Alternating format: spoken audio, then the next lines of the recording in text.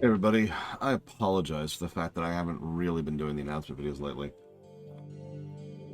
Honestly, part of that has been a time issue. Anybody familiar with the streams knows that I've been having some very serious fatigue attacks lately. So, I wake up late, do a few things to wake up, and then get to work. That's pretty much normal. But I do apologize for that, for not taking the time to actually do these. We are streaming today Super Mario Bros. Lost Levels. We're done with the Mario 3D block, and we're working our way through the Mario 2D blocks. That's where we're at currently. But I wanted to kind of go ahead and do a bit of a wrap-up of StarCraft 2. It's really, really good. That's your super summary, right? Because you got the streams for the people who have all the time in the world. Then you got the VODs for the people who don't have the time for that. Ostensibly, then you have the highlights, although those are intermittent because I can't afford to pay an editing team. And then below the highlights, you have these. And this is about as summarized as we get, right? But it has been suggested I keep doing the 4 thumbs up. So, story core, tentative thumbs up. Story presentation, big thumbs up. Gameplay core, thumbs up. Gameplay presentation, thumbs up. For those of you who don't know this, StarCraft 2 is, as of this moment in time, the best reviewed game I've ever reviewed. Puts it way, way, way, way at the top. That makes sense, given all the factors involved. It is functionally a game with 2 massive expansions and multiple years of support and additional work that was put into it. That makes sense, right? In like an ideal world, that should be the best reviewed game I've ever covered, right? For pretty much the same reason that MMOs are usually considered on a different scale. When you continue developing a game for years and years and years, yeah. What surprised me, though, is that when I finally did the final golden number calculation, it turned out to be a really terribly reviewing game. And I was like, oh, that's interesting. Hang on a minute. And so that was actually a few weeks ago at this point, and me and several other people, including Savicom, have spent some time going over the math that goes into the formulas at the back end of the golden number. And we actually found several errors. Not the first time these have cropped up, but for the most part, the system had been pretty accurate, and indeed, even with the adjustments, the system has barely changed. That is to say, the system hasn't changed at all, just the formulas have changed. So, the order of games has barely changed, is what I'm trying to say. But now the system can accommodate better for negative numbers. No more no more logarithmic thing going on. And the system can better accommodate for statistical outliers, which is what StarCraft 2 really, really was.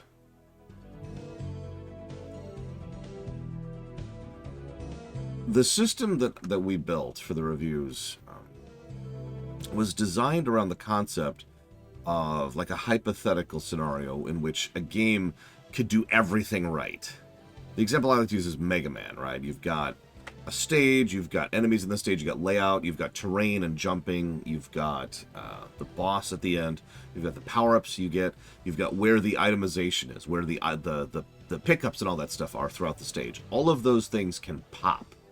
Every one of those things hypothetically can be a positive. In fact, every one of those things could hypothetically be 3 positives. Now, obviously, that's not a game we've covered, but that's the hypothetical cap, and that's the idea.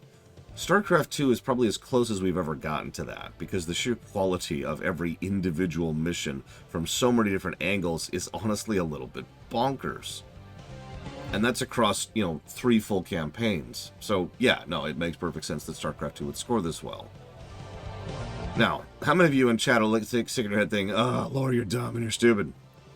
I understand that. In fact, even a friend of mine, whose opinion I care about a great deal, has given the advice to go ahead and play StarCraft 2, just don't play the expansions.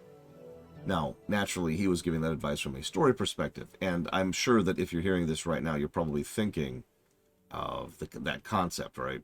You're thinking of the idea of, sure, the game's fine if you only play, whoops. If you only play the wrong thing, there we go.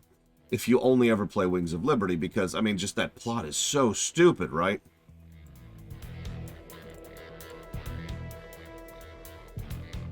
I don't know how else to respond to that, because, yeah, there's so many dumb moments. In fact, what's really funny to me, StarCraft 2 scored extremely high, on the story axis, too. because good characters, good voice acting, good presentation, the mission design, the little bits of visual storytelling as you're going through the mission. Remember the Core Hall Media Blitz? Remember the fact that I need to sneeze? Oh my god, come on, come on.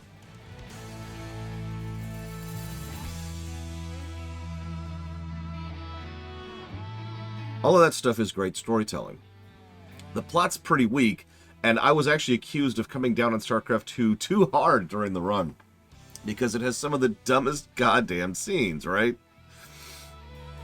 Like, we're done has become a meme because of StarCraft 2, because of how freaking stupid that scene is. So, I get where you're coming from. And I'm not going to try to defend my side of all this. I'm just pointing out that the way I value games, or movies, or shows, is net.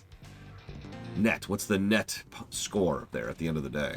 And while there are a lot of story negatives to StarCraft 2, for me personally, there are more story positives which help buoy it up, and that, I think that's what I wasn't expecting walking into it. I didn't expect it to be such a net positive on both axes. I mean, everybody knew it was going to crush on the gameplay axis, right? We all knew that.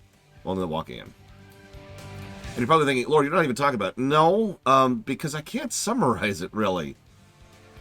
The quality of life in controlling, in being able to maneuver your units in order to give hotkey commands, in order to tab through your units, the ability to quickly bounce around the map, the ability to select multiple buildings at the same time and tab quick queue for them, the actual specific placement of the hotkeys on your map, the ability to rebind your hotkeys in order to be something more accessible to you, the level of feedback the game gives, both audio and visual, the pathfinding, which is not just better in terms of general pathfinding, but has been improved in terms of collision pathfinding. They changed the very way collision works between certain types of units. There's a nudge mechanic. They added a freaking nudge mechanic. The fact that the AI is actually extremely well designed to the point where it will like know exactly how to limit itself depending on which type of difficulty it's placed to. It has multiple different modes that it can be adjusted to. The fact that the game has a built-in tournament, automated tournament system, the fact that it has the arcade, the fact that it gives you the map editor, which is a bonkers map editor that people can do some extraordinarily creative stuff. The extensive custom campaigns that people have done for this game as a result of those tools being put into their hands.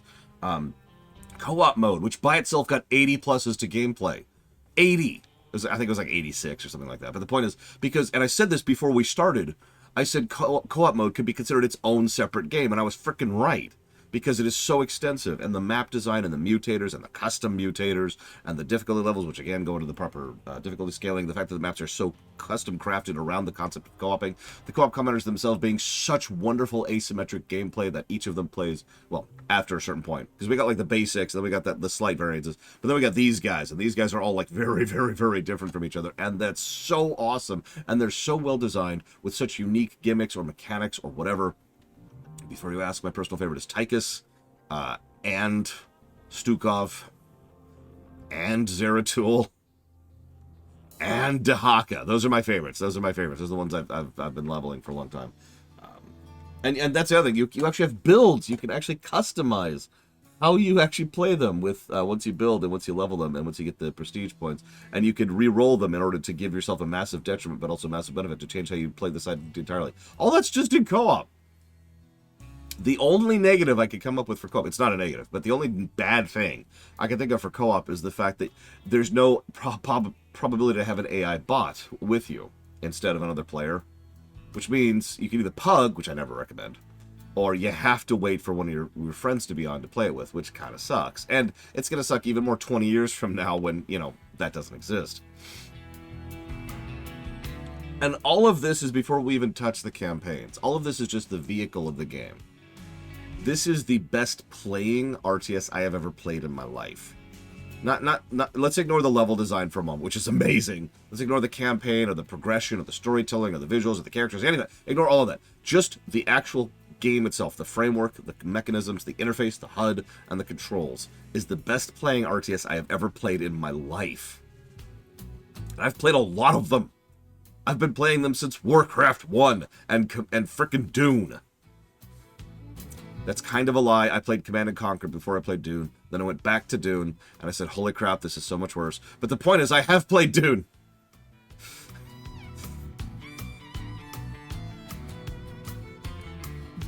But that's the big one for me, personally. I know everyone values something different when it comes to RTS design. And level design, visual storytelling, you know, a good, interesting campaign, and... So I guess that's actually two things. And making the game actually fun to play. I have put up with so many RTSs in the years, including Starcraft 1, which are frustrating and irritating to play because I was willing to do it for the other steps, for the other parts of the puzzle. I cannot tell you how much I never got tired of playing Starcraft 2. This is like a 60-hour game. Never once. We played it for like a week and a half. Never once was sick of it. Never once lost quality, at least on the gameplay axis. And that is extraordinarily rare for me. Something that I occasionally get accused of is that I don't like longer games, which is inaccurate. What I don't like is games that wear out their welcome. Every game will get boring at some point or another. Every game will eventually get old. And where exactly that point is varies from person to person. But if there is a game that manages to retain its level of quality across its runtime, regardless of what that runtime is, that's almost always a plus for me. In fact, the new formulas kind of take that into account. So yeah, StarCraft 2 is a really, really, really awesome game. If you have not played it, I cannot recommend it enough. I'm gonna go play some Mario Brothers. I'll see you guys.